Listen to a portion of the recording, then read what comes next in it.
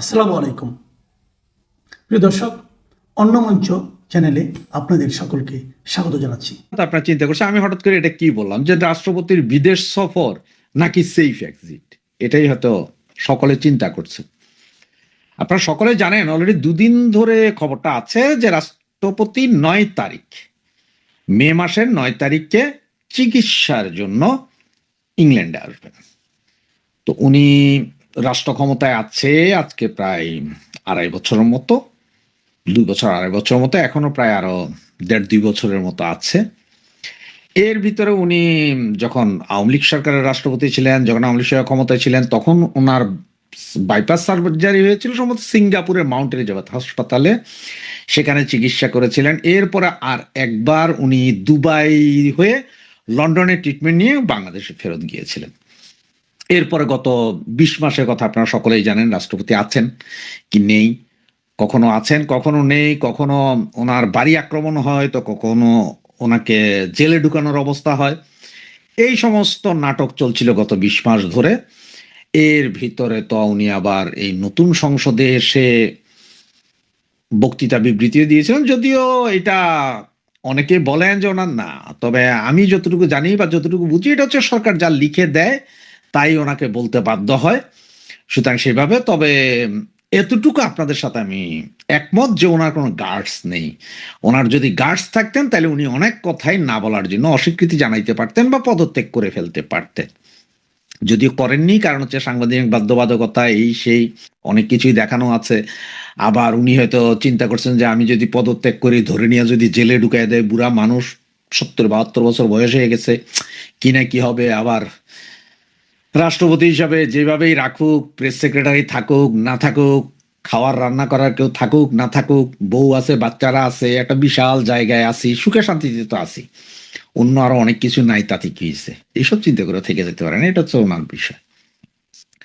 এখন কথা হচ্ছে যে উনি, আমি কেন বললাম যে উনি কি সেফ এক্সিট নিচ্ছেন কিনা, কারণ হচ্ছে আপনারা হয়তো শুনেছেন বা না শুনলেও 2-1 দিনের ভিতরে হলেও শুনবেন যে উনি অলরেডি বিএনপির কাছে নাকি প্রস্তাব দিয়েছেন যে উনি পদত্যাগ করবেন। যদিও উনি এর আগেও একবার পত্রিকার মাধ্যমে আমরা জানতে পেরেছিলাম যে পত্রিকার এক সাংবাদিক যখন ইন্টারভিউ নিয়েছিলেন, যে উনি বলেছিলেন যে নতুন সরকার ক্ষমতায় আসলেই উনি দায়িত্ব ছেড়ে দিতে চান।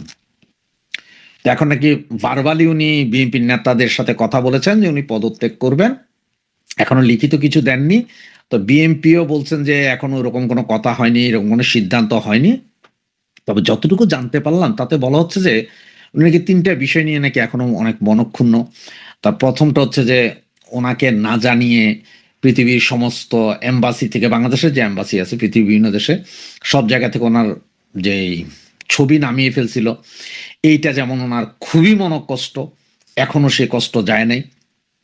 দ্বিতীয়ত, উনি যখন ভাষণ দিচ্ছিলেন মানে সংসদে, রাষ্ট্রপতির ভাষণ, সেদিন বিরোধী দল বলতে জামাত এনসিপি, এটা তো দুইটাই ভাই, একই সাপের, দুই সাপের একই বিষ। ওরা বিভিন্নভাবে আপনার পোস্টার ব্যানার নিয়ে দাঁড়িয়ে গিয়েছেন, যেটা সংসদের ইতিহাস আর কখনো হয় নাই। রাষ্ট্রপতির দিকে মারতেও গেছিলেন এই নাহিদ হাসনাতেরা। সুতরাং এটা নিয়েও একটা মনোকষ্ট। এবং সর্বশেষ বিরোধী দলীয় চিফ হুইপ, না জানি চিটিং হুইপ, সে রাষ্ট্রপতিকে গ্রেপ্তার করা বা আরো অনেক কথা বলেছেন। এই সব 3-4টা বিষয় নিয়ে উনি খুবই মনক্ষুণ্ণ, যেটা উনি নাকি ওনার আপনজন আছেন তাদেরকে বলেছেন। আপনজন কারা আমি জানি না ভাই, ওদেরকে বলেছেন। তো এর ভিতরে এগুলো নিয়ে নাকি উনি খুব মনক্ষুণ্ণ, এবং উনি এমনও বলেছেন যে রাষ্ট্রপতির কি কাজ করবে না করবে এগুলো সব তো ইন্ডিমিটি দেওয়া আছে, এটা কোনো ফৌজদারি মামলা হইতে পারে না, কোনো আইন হইতে পারে না, রাষ্ট্রপতিকে অশোভন আচরণও করা যায় না। এবং মহান জাতীয় সংসদে যখন এই কালসাপ এরা যখন রাষ্ট্রপতিকে মারতে যায়, ইয়ে করতে যায়, তখন এটা অপমান লাগতেই পারে, যে কোনো রক্ত মাংস মানুষের অপমান লাগতে পারে। সেই সব হিসাব করে উনি পদত্যাগ করতে চাচ্ছেন। এখন উনি পদত্যাগ করতে চাচ্ছেন, তো পদত্যাগটা তো বাংলাদেশে করে দিলেও পারে। তবে ওই যে বললাম, হয়তো উনি পদত্যাগ করে বের হবেন, আর ওই এনসিপি, জামাত, বিএনপি এরা মিলে তো ধোলাই দিয়া ঢুকাই দিতে পারে। এই ভয়ে আমার কাছে যদ্দূর মনে হচ্ছে বা যে রিপোর্ট আছে তাতে উনি 9 তারিখ দেশ থেকে বের হবেন, তার সাথে ওনার স্ত্রী ডাক্তার, উনি একজন ডক্টর, উনি থাকবেন এবং দুজন নাকি অফিসিয়াল লোক থাকবেন। এছাড়া মানে 8 জনের একটা টোটাল বহর। তো এর মধ্যে ওনার ছেলে মেয়েরাও থাকবেন কিনা আমি 100% গ্যারান্টেড না, এটা জানি না এখনো। এরা নাকি সকলে মিলে বাংলাদেশ থেকে আসবেন, এখানে ট্রিটমেন্ট নেবেন, 17 তারিখ উনি দেশে ফিরে যাওয়ার কথা। তবে এই মুহূর্তে আমার কাছে যে খবরটা আছে সেটা হচ্ছে যে রাষ্ট্রপতির জন্য লন্ডনের বেডফোর্ড এরিয়াতে একটা বাসা নেওয়া হয়েছে। এটা আসলে সরাসরি বাংলাদেশের রাষ্ট্রপতির জন্য না, এটা বাসাটা নেওয়া হয়েছে। এবং যতটুকু ইনফরমেশন, এইটাতে নাকি রাষ্ট্রপতি এসে হয়তো উঠতে পারেনি বেডফোর্ডে। এটা 5 বেডরুমের একটা বাসা। তো 5 বেডরুম বলতে আপনার আমাদের বাংলাদেশের মতো হইতে পারে, মানে এখানে ওনার যে বাড়িটা সেটাতে 5টা বেডরুম আছে, নিচে একটা বড় লাউঞ্জ আছে যেটাকে আমরা ড্রয়িং রুম বলি, ওরকম একটা বিশাল লাউঞ্জ আছে, একটা কিচেন আছে এবং আরেকটা ছোট আপনার ডাইনিং রুমের মতো আছে, মানে ডাবল লাউঞ্জ, এখানে বলে ডাবল লাউঞ্জের একটা বেডরুম, ডাবল লাউঞ্জের হাউস, বিশাল হাউস, সামনে পিছনে ছোট বড় গার্ডেন আছে। এরকম একটা বাসা দেখা হয়েছে এবং এই বাসাটা মে মাসের 1 তারিখে মানে আজকে থেকে অলরেডি এটা ভাড়া নেওয়া হয়েছে। কার নামে নেওয়া হয়েছে সেটা জানি না, তবে যেখান থেকে ইনফরমেশনটা পাওয়া সেটা নাকি রাষ্ট্রপতির জন্যই নেওয়া হয়েছে এবং সেখানে ডেকোরেশন তো, এখানে ফার্নিচার নাকি আগামী 2-1 দিনের ভিতরে সব ফার্নিচার উঠে যাবে। যদি এখানে যেসব হাউসগুলো ভাড়া নেওয়া হয় ম্যাক্সিমাম ভাড়া বাড়িতেই আপনার মোটামুটি ফার্নিচার দেওয়া হয়, তবে ওগুলো ফেলে দেওয়া হবে, নতুন করে ফার্নিশড করা হবে। যদ্দূর শুনলাম যে এইটাই নাকি রাষ্ট্রপতি থাকতে পারে বলে এতটুকু জানছি। এখন উনি হয়তো ইংল্যান্ডে আসবেন, এখানে ট্রিটমেন্ট নিতে এসে হয়তো উনি আর যাবেন না, ফেরত না গিয়ে এখান থেকে নিয়ে পদত্যাগপত্র পাঠিয়ে দিতে পারেন এবং পদত্যাগপত্র পাঠিয়ে দিলে ওনাকে এখান থেকে আইসা যে দড়ি দিয়া বাইন্ধা নিয়ে যাবে এইরকম কোনো উপায় নেই। এরকম কারোই ক্ষমতা নাই যে ওনাকে রশি দিয়া বাইন্ধা নিয়ে যেতে পারে এবং এইটা হওয়ার সম্ভাবনাই সবচেয়ে বেশি। তাই আমি বলেছি যে রাষ্ট্রপতি কি সেফ এক্সিট নিচ্ছেন কিনা। এবং এই কাহিনীটা হয়তো বিএনপির গভর্নমেন্টের অনেকেই জানেন, তারেক নিজেও জানেন, হয়তো স্বরাষ্ট্রমন্ত্রী জানেন, আইন মন্ত্রণালয় জানেন যে উনি যাবেন, যে ইংল্যান্ড থেকে হয়তো 12, 13, 14, 15 তারিখে উনি জাস্ট পদত্যাগপত্র পাঠাই দিতে পারেন, অথবা 17 তারিখে উনি ফিরে যাওয়ার কথা, উনি তার না ফিরে আরো 1-2 মাস পরও পাঠাইতে পারেন, সেটা হচ্ছে ওনার ব্যাপার, বিষয়টা ওনার। তবে উনি যে চিকিৎসার জন্য আসছেন এই ব্যাপারে সমস্ত প্রস্তুতি সম্পন্ন, টিকিট হয়ে গেছে ওনার। এইখানে ওনার সাথে যারা আসবেন তারা কোন হোটেলে থাকবেন, কোথায় থাকবেন, বাংলাদেশ এম্বাসি কোন কোন গাড়ি দিবে, এগুলো সব রেডি অলরেডি। মানে উনি যে আসছেন এবং স্পিকারকে জানানো হয়েছে, প্রধানমন্ত্রীকে জানানো হয়েছে, আজকে প্রায় দীর্ঘ 20-22 মাস পরে উনি দেশের বাহিরে বেরোতে পারছেন। সুতরাং এই হচ্ছে যে মূল কাহিনী, এগুলো সবই জানাইছেন। তার মানে রাষ্ট্রপতি যখন দেশে থাকবেন না তখন রাষ্ট্রপতির দায়িত্ব পালন করবেন স্পিকার, মানে স্পিকার সাহেব দায়িত্ব পালন করবেন এবং স্পিকারের দায়িত্ব পালন করবেন ধরুন ডেপুটি স্পিকার। এই হচ্ছে যে অবস্থা। তো এখন ওই যে আপনাদের বললাম যে সংবিধানের 80 অনুচ্ছেদ অনুযায়ী 3টা আছে যে রাষ্ট্রপতিকে ইন্ডেমনিটি দেওয়া হয়, রাষ্ট্রপতি থাকাকালীন যে কোনো কাজের জন্য ওনার কোনো জবাবদিহিতা থাকে না, উনি কাউকে জবাব দিতে হয় না, এইসব বিষয় নিয়ে কোনো ফৌজদারি মামলা করা যায় না এবং সংসদে দাঁড়িয়ে রাষ্ট্রপতির বিরুদ্ধে এইভাবে কথা বলতে পারে না, রাষ্ট্রপতিকে অপমান করতে পারে না, এগুলো ওনার সাংবিধানিক অধিকার, এগুলো সবগুলোই ক্ষুণ্ণ হয়েছে। এছাড়া রাষ্ট্রপতি নিজের ছুটি নিজেই দেন, রাষ্ট্রপতি কারো কাছে ছুটি আবেদন করতে পারেন, নিজের ছুটি নিজেই দেন, সর্বোচ্চ 4 মাস পর্যন্ত ছুটি কাটাইতে পারেন একটা। তো সেই হিসেবে এখন আমরা দেখি যে আসলে কি হয়, যে রাষ্ট্রপতিকে আসলে ব্রিটেনে চিকিৎসার নামে এসে সেফ এক্সিট নিচ্ছেন নাকি উনি আবার ফেরত যাচ্ছেন, কোনটা কি হয় সেটা এখন সময় বলে দিবে। 9 তারিখ উনি দেশ ত্যাগ করছেন, ব্রিটেনে আসছেন চিকিৎসার জন্য, 17 তারিখ ফিরে যাওয়ার কথা। এর ভিতরে কি কি হয় না হয় তাই আমরা দেখব এবং রাষ্ট্রপতি যদি চলে আসে কাকে রাষ্ট্রপতি করা হইতে পারে সে বিষয়ে আরেকটা কন্টেন্ট কালকের ভেতরে দিব। প্রিয় সুধী, প্রীতি ও শুভেচ্ছা রইল। আপনারা যারা বাংলাদেশে আছেন অথবা পৃথিবীর নানা প্রান্ত থেকে আমার এই অনুষ্ঠান দেখছেন, তারা নিয়মিতই দেখতে পেয়েছেন যে আমি আসলে বাংলাদেশের বর্তমান সরকার এবং বাংলাদেশ কোথায় যাচ্ছে, বাংলাদেশকে কোন অন্ধকারে নিয়ে যাচ্ছে সেটা নিয়ে কথা বলি। কালকে আপনারা দেখেছেন প্রথম আলো সহ অনেকগুলো পত্রিকায় এসছে বাংলাদেশ আমেরিকার সাথে একটি চুক্তি করেছে। এই চুক্তিটি কি? 14টি বোয়িং 737 এবং আরো একটি সংস্করণ মিলে 14টি বিমান কিনবে। এই বিমানের প্রথম চালানটি আসবে 2031 সালে, অর্থাৎ যখন বিএনপির ক্ষমতার থেকে চলে যাওয়ার সময় হবে, অর্থাৎ বর্তমান সরকারের মেয়াদ যখন শেষ হয়ে যাবে। এখন টাকা কবে দেওয়া হবে, কতদিনের মধ্যে দেওয়া হবে সেটা আমরা জানি না এখনো, সেটা ডিটেলস আসেনি। তো এই বিমানের দাম কত? এই বিমানের দাম হচ্ছে 45,000 কোটি টাকা। আর পাউন্ডে, ডলারে যদি আপনি হিসাব করেন 3.7 বিলিয়ন ডলার, যেটা একটি পদ্মা সেতু তৈরি করতে যে টাকা লেগেছে তার সমান। খেয়াল করে দেখেন, এক পদ্মা সেতু, এই যে বাংলাদেশের উত্তর অঞ্চল এবং দক্ষিণ অঞ্চলের মধ্যে যে আমাদের যে একটা ব্যবধান ছিল, খেয়াল করে দেখেন পদ্মার এপারে যে এক কাঠা জমির দাম ধরেন 5 লাখ টাকা, আর পদ্মার ওই পারে এক কাঠা জমির দাম ছিল 50,000 টাকা। এখন এই পদ্মা সেতু হওয়ার পর ওই পারের জমির দামও ওই 5 লাখ টাকার উপরে চলে গেছে। এর কারণটা কি? কারণটা হচ্ছে যোগাযোগ ব্যবস্থা সহজীকরণের ফলে এই দুই বাংলার দুপাশের বাংলাদেশের যে পদ্মা সেতু, পদ্মা নদী যেভাবে দেশটাকে দুইটা অংশে ভাগ করে রেখেছিল, সেটাতে সেতু বন্ধন হয়েছে। উন্নয়নের ধারা ত্বরান্বিত হচ্ছে, জিডিপিতে প্রতি বছর 1.5% করে ইনক্লুড করছে, এবং মানুষের যে সময়ের অবচয় সেটা রক্ষা করছে। বরিশাল থেকে আসতে 7 নদী 13 গাং, এরই নাম বরিশাল, এরকম একটা প্রবাদ শুনতাম। সেই বরিশাল 10 থেকে 15 ঘন্টা লাগতো ঢাকায় আসতে যাদের, তারা এখন 3 থেকে 4 ঘন্টার মধ্যে মায়ের কোলে পৌঁছে যায়। সেই রকম একটা প্রজেক্টের নাম ছিল পদ্মা সেতু। 1, 2, 3, 4 বছরে নয়, 20 বছরেরও অধিক সময় ধরে বা 30 বছরেরও অধিক সময় ধরে এই পদ্মা সেতু নির্মাণের চিন্তাভাবনা চলছে, সমীক্ষা চলছে, কাজকর্ম চলছে। সর্বশেষ প্রধানমন্ত্রী শেখ হাসিনা 2008 সালে ক্ষমতায় আসার পর সেটা বেগবান হয় এবং তিনি সেটাকে সত্যিকার অর্থে রূপান্তর করার জন্য যত কিছু দরকার করে এই পদ্মা সেতুটিকে বাস্তব করেছেন, এবং পদ্মা সেতুর যে সুফল সেটা আমরা পেতে শুরুও করেছি।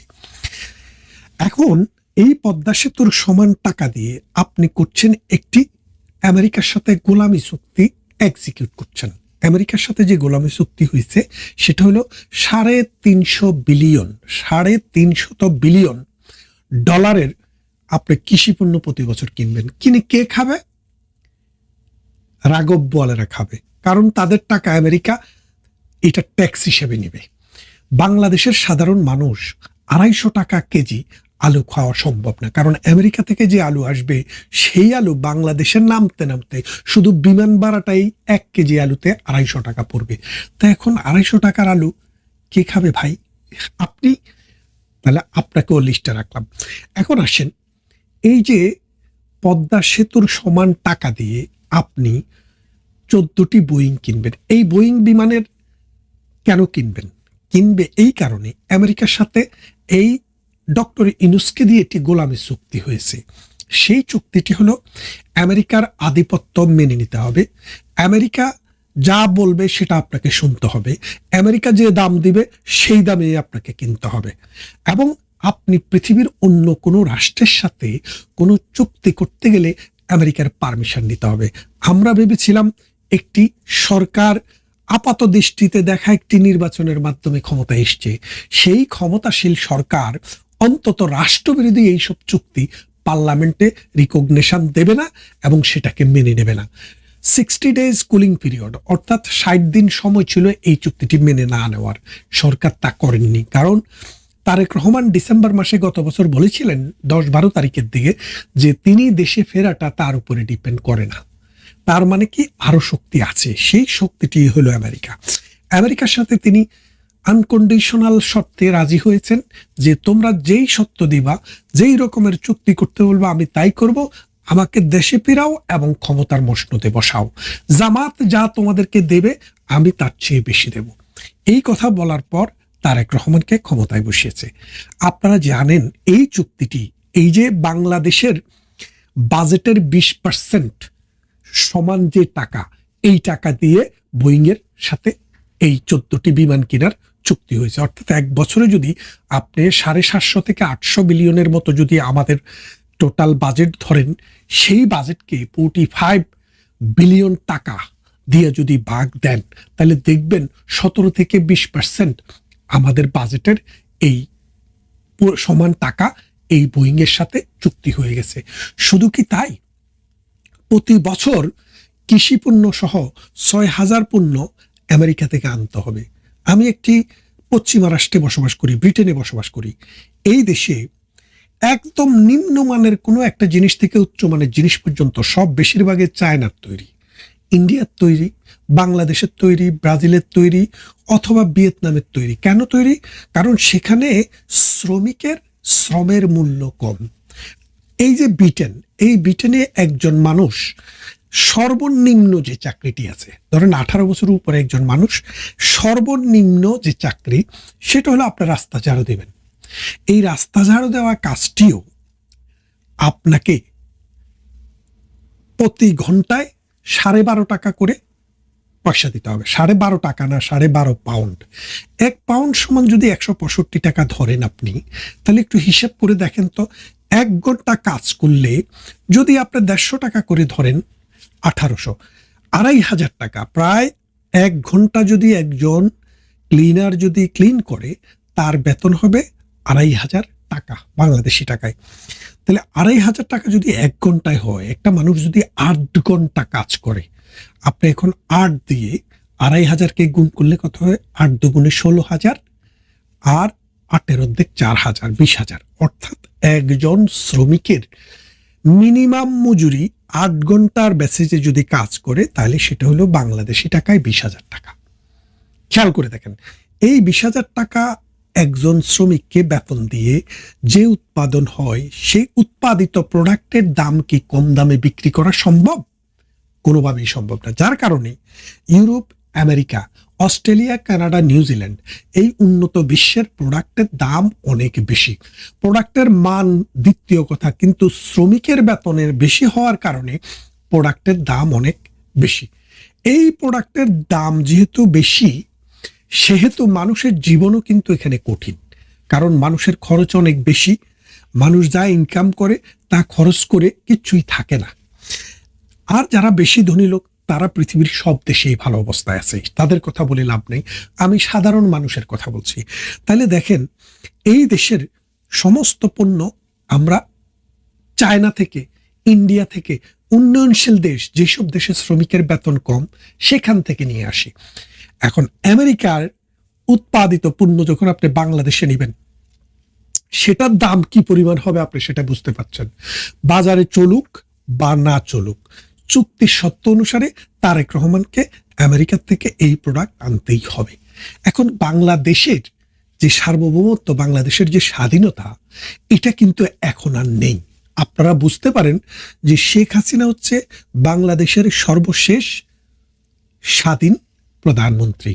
এখন যারা আছেন এরা পরাধীন প্রধানমন্ত্রী। এদেরকে আমেরিকার কথার বাইরে যাওয়ার কোনো ক্ষমতা নেই। আপনি খেয়াল করে দেখেন, আওয়ামী লীগকে, শেখ হাসিনাকে অনেকে দিল্লির তাবেদার বলেছিলেন, কিন্তু দিল্লিকে বিদ্যাঙ্গুলি দেখিয়ে প্রধানমন্ত্রী শেখ হাসিনা চায়নাকে দিয়ে বাংলাদেশে বড় বড় প্রজেক্ট করিয়েছে। এই যে কর্ণফুলী টানেল, এটি চায়নারা করেছে। আপনার পদ্মা সেতু, যেটা আমাদের বাজেটের 20%, এক বছরের বর্তমান বাজেটের ইকুইভ্যালেন্ট 20% তিনি দিয়ে যেটি করেছেন, সেটি চায়না করেছে। এবং যে রেল সেতুটি হয়েছে, সেটার অর্থায়ন চায়না করেছে। তার মানে কি, দিল্লি কি চায়নার সাথে বন্ধুত্ব আছে? নেই। অর্থাৎ শেখ হাসিনা বাংলাদেশের প্রধানমন্ত্রী ছিলেন, যার ছিল স্বাধীনতা, যার ছিল গুণ, যার ছিল মানে বাংলাদেশের প্রতি ভালোবাসা এবং মায়া। আর আজকের যে তাবেদার প্রধানমন্ত্রীকে আপনারা বসিয়েছেন, তিনি আমেরিকার কাছে বিক্রি হয়ে গেছেন। দেশের স্বার্থ তো দিচ্ছেন, দেশটাও একসময় চলে যাবে। আপনারা দেখেন যে চায়না মানে আমেরিকার সাথে যে চুক্তি হয়েছে, এই চুক্তির দুইটা কনসিকুয়েন্স। একটা হচ্ছে আপনারা দেখবেন মানে যে চুক্তিটি কেনাবেচার উপরে নির্ভর করছে সেটা দেখা যাবে, সেটা হলো ডিসক্লোজ পার্ট। নন ডিসক্লোজ পার্ট একটি রয়েছে এই চুক্তির, সেটি আপনিও জানবেন না, আমিও জানবো না। কিন্তু গোয়েন্দা সূত্রে আমরা যেই খবর পেয়েছি সেখানে আরো 10টি ক্লজ রয়েছে।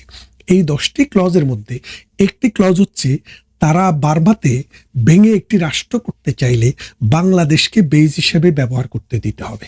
এক, বঙ্গোপসাগরে যেই কোনো সময়ে যেই কোনো প্রয়োজনে আমেরিকা যদি তাদের ঘাঁটি করতে চায়, বাংলাদেশ নিষেধ করতে পারবে না। এবং বাংলাদেশের এই ভূখণ্ড ব্যবহার করে আমেরিকা যদি পৃথিবীর অন্য কোনো দেশে হামলা চালাতে চায়, তাহলে বাংলাদেশ সেই ক্ষেত্রে ঘাঁটি হিসেবে ব্যবহার করতে দিতে হবে। তার মানেটা কি দাঁড়াচ্ছে? বাংলাদেশ নামক রাষ্ট্রটিকে এই তারেক রহমান, এই জামাতে ইসলাম, এই ডক্টর ইউনূস, এই আসিফ নজরুলেরা মিলে এমন একটি জায়গায় নিয়ে গেছে যে Bangladesh point of no return. এই যে জুলাই মাসে আন্দোলন করার যে জনগণ ছিল, এই জনগণের মাথার উপরে লবণ রেখে যে বড়ি খাওয়া সেই বড়ই খাওয়া লোকেরা, এই নাহিদ, এই সার্জিস, এই হাসনাতরা কোটি কোটি টাকার মালিক হয়েছে, আমেরিকাতে বাড়ি গাড়ি হয়ে গেছে, আমেরিকার টিকিট হয়ে গেছে। এখন শুধু সময় হইলে তারা বাপের দেশে চলে যাবে। কিন্তু আপনাদেরকে বিক্রি করে রেখে গেল আপনার সন্তানের স্কুল, আপনার সন্তানের ভবিষ্যৎ, চাকরি এবং তার জীবন ধ্বংস করে গেল। এই যে বাঙালি, যুগে যুগে বাঙালিরা পরাধীন হয়েছে কেন? দেশীয় মির্জাফরের কারণে। এই দেশীয় মির্জাফরদের নেতৃত্ব দিয়েছে আসিফ নজরুল এবং ডক্টর ইউনূস। আজকে আপনারা হয়তো এটা বুঝতে পারেননি, দিন যত যাবে ততই পরিষ্কার হবে। এই কদিন দেখেন নাই সরকার বাহাদুর বলছে যে আমাদের দেশে আমাদের প্রয়োজনের তুলনায় অধিক পরিমাণ তেল রয়েছে, কিন্তু তারপরেও 3 মাইল 4 মাইল লাইন দিয়ে তেল পাওয়া যাচ্ছিল না। আমি এক নায়িকার সাথে কথা বলছি, উনি বলে যে আমি একটা বিশেষ পদ্ধতিতে ঘুষ দিয়ে এই কি বলে যে তেল আনতে পাঠাই, তাও অর্ধেক টাঙ্কি দেয়, পুরো টাঙ্কি দেয় না। খেয়াল করে দেখেন। কিন্তু আমেরিকার সাথে যেদিনই চুক্তিটা হয়ে গেল, সেদিন থেকে আজকে যা দেখেন আপনি তেল নিতে কোনো অসুবিধা হবে না। তার মানে আমেরিকার গুপ্তচররা, আমেরিকার দালালরা বাংলাদেশের এই তেল সিন্ডিকেটটাকে রক্ষা করেছিল। এখন যেহেতু একটা চুক্তি হয়ে গেছে, গতকাল সাইন হয়ে গেছে, আজকে আপনি যা দেখেন তেলের কোনো সংকট নাই। কেন সংকট নাই? কারণ তেলের তো আসলে সংকট ছিল না। কারণ প্রত্যেকটা দেশ 2 মাস পর্যন্ত 3 মাস পর্যন্ত চলার মতো জ্বালানি তার সংরক্ষণ করে রাখে। বাংলাদেশেরও সেটা ছিল 2-3 মাসের। এখন তেল যেদিন যুদ্ধ লাগে তার 3 দিন পর থেকে তেল নাই। কারণটা কি? কারণটা একটাই, যে আমেরিকা কৃত্রিমভাবে তার দালালদের মাধ্যমে ডক্টর ইউনূস, আসিফ নজরুল, ফারুকি, রিজওয়ানা, তারপরে ওই যে আরেকটা বাটপার আছে না, আদিলুর রহমান, এই বাটপারদের মাধ্যমে একটা সিন্ডিকেট করে তেলটাকে কুক্ষিগত করে রেখেছে এবং এই কৃত্রিম সংকটটা তৈরি করে তারেক রহমানের কাছে খবর পাঠালো যে হয় সই করো, না হয় কিক আউট, জনগণ দিয়ে কিক আউট করাবো। এই কথা বলার পর তারেক রহমান তো কলিজা দুক দুক করছে। তখন তিনি বাধ্য হয়ে এই এপ্রিল মাস শেষ হওয়ার আগেই, মে মাস আসার আগেই তিনি চুক্তিটিতে স্বাক্ষর করলেন। হেরে গেল বাংলাদেশ আর জিতে গেল আমেরিকা। আমেরিকানরা জিতবেই আর আপনারা হারবেনই। আপনাদেরকে এখনই জেগে উঠতে হবে, যে সাম্রাজ্যবাদের বিরুদ্ধে কথা বলতে হবে এবং দেশ বিক্রির যে নীল নকশা, দেশের সার্বভৌমত্ব ক্ষুণ্ণ করার যে নীল নকশা, সেটাকে রুখে দাঁড়াতে হবে। তা না হলে বাঙালির দেশ বাংলাদেশ থাকবে না। কথা হবে অন্য কোনো ভিডিওতে।